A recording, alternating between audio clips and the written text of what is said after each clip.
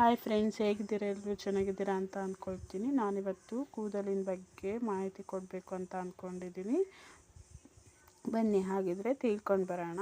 ಮೊದಲನೆಯದಾಗಿ, ಇಂದು ಒದ್ದೆ ತಲೆ ಬಾಚಬೇಡಿ. ಅತಿ ಬಿಸಿಲು ಮತ್ತು ಹೆರಡೆಯಿಂದ ತಲೆ ಒಣಗಿಸಬೇಡಿ.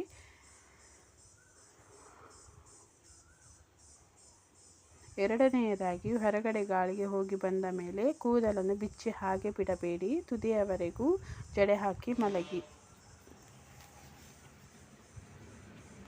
ಮೂರನೆಯದಾಗಿ, ವಾರಕ್ಕೆ 2 ಬಾರಿಯಾದರೂ ತಲೆಗೆ ಮಸಾಜ್ ಮಾಡಿ ಉಗುರು ಬೆಚ್ಚಗಿನ ನೀರಿನಲ್ಲಿ ಸ್ನಾನ ಮಾಡಿ.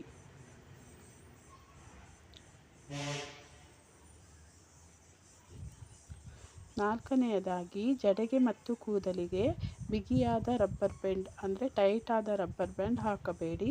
ಇದರಿಂದ ಕೂದಲು ಕಟ್ಟಾಗುತ್ತದೆ.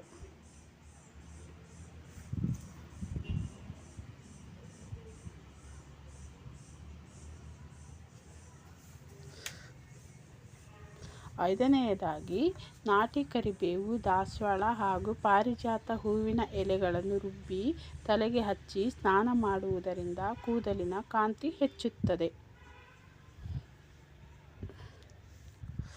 ಆರನೆಯದಾಗಿ, 1 ಕಪ್ ಮೆಹಂದಿ ಪುಡಿಗೆ 3 ಭಾಗ ಬಿಳಿ ವಿನೆಗರ್, 1/4 ಭಾಗ ನೀರು, 2 ಭಾಗ ಮೊಸರು, 2 ಭಾಗ ನೆಲ್ಲಿಕಾಯಿ ಪುಡಿಯನ್ನು ಸೇರಿಸಿ 6 ಗಂಟೆ ಮುಂಚೆ ಕಲಸಿ ತಲೆಗೆ ಹಚ್ಚಿ ಉಗುರು ಬೆಚ್ಚಗಿನ ನೀರಿನಲ್ಲಿ ಸ್ನಾನ ಮಾಡಬೇಕು.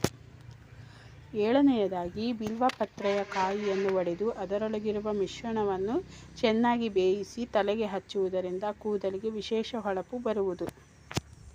ಎಲ್ಲ ಅಂಶಗಳು ನಿಮಗಿಷ್ಟವಾದಲ್ಲಿ ಒಂದು ಲೈಕ್ ಕೊಡಿ, ಹಾಗೆ ಸಬ್ಸ್ಕ್ರೈಬ್ ಮಾಡಿ, ಪಕ್ಕದಲ್ಲಿರುವ ಬೆಲ್ ಐಕಾನ್ ಕ್ಲಿಕ್ ಮಾಡಿ. ಧನ್ಯವಾದಗಳು.